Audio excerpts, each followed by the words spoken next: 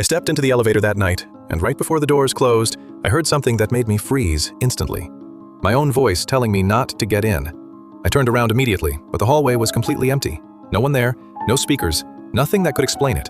I told myself I was just tired and probably hearing things, so I stepped inside anyway, and the doors slowly closed behind me. The moment the elevator started moving, I heard it again, but this time it was closer, clearer, like it was right next to my ear, saying I still had a chance to leave. My heart started racing as I looked at the floor buttons and pressed 7, but almost instantly I heard the same voice say that I always do the same thing and never listen. I froze and whispered, asking who this was, but there was no answer, only the soft humming of the elevator moving upward and an uncomfortable silence that felt heavier than it should have. Then I noticed something strange in the mirror inside the elevator. My reflection was slightly off, delayed just enough that it shouldn't be possible. When I moved my hand slowly, my reflection followed a moment later, but then it didn't stop when I stopped. It kept moving, and it was smiling, even though I wasn't. The elevator suddenly stopped on floor 2. The doors opened by themselves, revealing an empty hallway with flickering lights, and on the wall, someone had written the words, "You're too late," as if it had been done in a hurry. The doors closed again before I could even react, and the elevator kept going up like it had made its own decision. My phone suddenly buzzed, and I saw a message from my own number saying that everything was starting exactly like before, followed by another message warning me not to trust him, even though I had no idea who that meant. Then the button for floor 7 started blinking uncontrollably, refusing to turn off no matter what I pressed. And that's when I heard a soft tap behind me.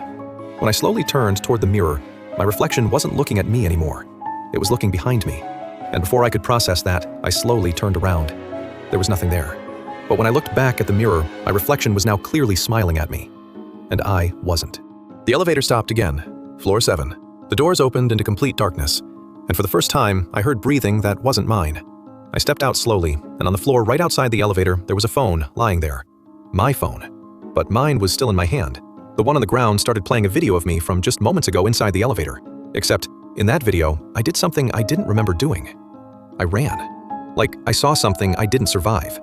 I turned around instinctively. The elevator behind me was still open but completely empty. Then my phone buzzed again. Don't turn around.